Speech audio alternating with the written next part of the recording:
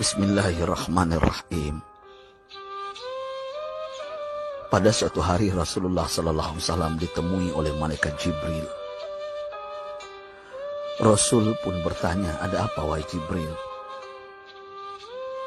Jibril menjawab, "Wahai Muhammad, sesungguhnya hari ini Allah Subhanahu wa Ta'ala sedang mengobarkan nyala api neraka, dan seluruh para malaikat amat ketakutan.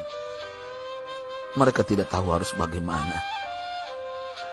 Untung aku ingat," kata Jibril, "bahwa engkau Muhammad adalah sumber cinta dan sayang Allah Subhanahu wa Ta'ala kepada alam semesta.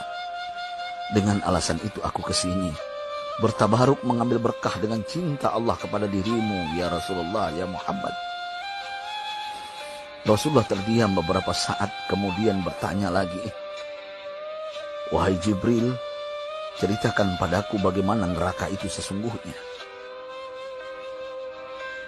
Jibril menjawab, "Wahai Muhammad, neraka itu bagaikan lubang-lubang yang terdiri dari 7 tingkat. Jarak antara satu lubang dengan yang lain ialah perjalanan 70 tahun. Lubang paling bawah adalah lubang yang paling panas." Nabi SAW meneruskan pertanyaannya, "Lalu siapakah penghuni lubang-lubang neraka itu, wahai Jibril? Sampaikan kepadaku, Jibril." Jibril menjawab, "Lubang yang paling bawah diciptakan untuk orang-orang munafik.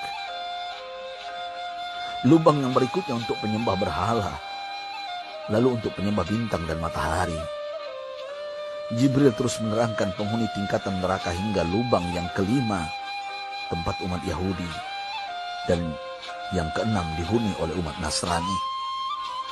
Setelah menjelaskan penghuni 6 tingkatan neraka, Jibril diam cukup lama. Rasulullah SAW penasaran dan bertanya kepada Jibril, "Wahai Jibril, siapakah penghuni neraka yang ke-7?" Jibril diam saja tidak menjawab. Rasulullah SAW mengulangi pertanyaannya, tapi Jibril tetap diam. Rasulullah tambah penasaran dan mendesak Jibril agar dijawab pertanyaannya. Akhirnya Jibril pun berkata, "Umatmu, wahai Muhammad, mereka itu para pelaku dosa besar di kalangan umatmu, yang dimana sampai mereka mati belum sempat bertaubat." Mendengar jawaban Jibril, Rasulullah langsung jatuh pingsan. Jibril merangkulnya dan meletakkan tubuh baginda di atas pangkuannya. Tak berapa lama Rasulullah SAW sadar dan langsung menangis bersimbah air mata dengan terisak-isak.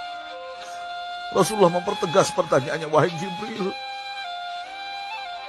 apakah benar ada di antara umatku yang masuk neraka?"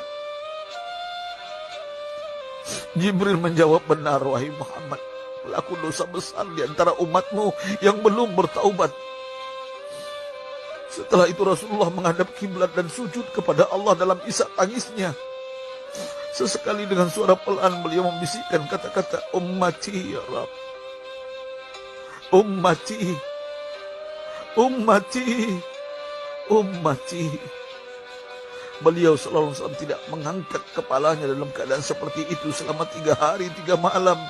Kecuali setiap Bilal bin Rabah mengumandangkan azan, barulah beliau bangkit untuk menjadi imam.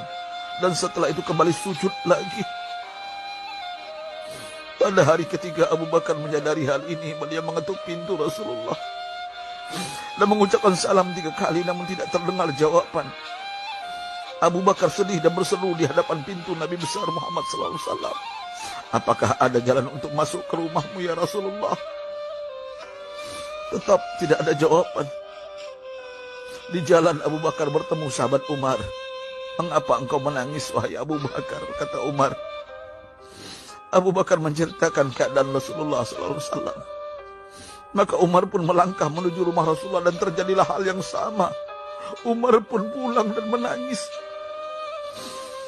Di jalan Umar bertemu sahabat Salman Al-Farisi. Dengan terisak Umar bercerita kepada Salman hingga membuat dia amat sedih, namun tidak berani mengulangi hal yang sama. Salman melangkah menuju rumah Fatimah radhiyallahu anha dan menceritakan hal itu. Setengah berlari Fatimah menuju rumah ayah tercinta dan mengetuk pintu sambil mengucapkan salam.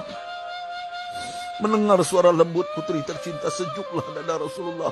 Beliau bangkit dari sujud dan membuka pintu. Alangkah terkejutnya Fatimah melihat Rasulullah, ayah tercinta, amat kurus dan pucat. Fatimah memeluknya lalu menangis. Wahai ayah, apa yang terjadi? Mengapa engkau amat sedih seperti ini? Rasulullah kembali menangis dan berkata dengan suara lirih, wahai Fatimah, belahan jiwaku, bagaimana mungkin aku tidak sedih sedangkan Jibril mengatakan akan ada kelak umatku yang akan masuk neraka. Subhanallah, betapa besar cinta Rasulullah kepada kita umatnya. Sahabatku, Rasulullah mencintai kita. Antaman ma'aman ahbabta, engkau akan berkumpul dengan orang yang kau cintai. Mari kita mencintai baginda Nabi besar Muhammad SAW yang mencintai kita, umat yang tidak rela kita masuk neraka. Mari kita mencintai beliau dengan berselawat. Sahabatku, sampaikan, Rasul mengajarkan kepada kita, man dalla ala khairin falau mislu ajri fa'ili. Siapa yang menunjukkan kepada kebaikan, maka dia akan mendapatkan pahala seperti orang yang mengerjakannya. Mudah-mudahan ini menjadi pahala jariah bagi kita.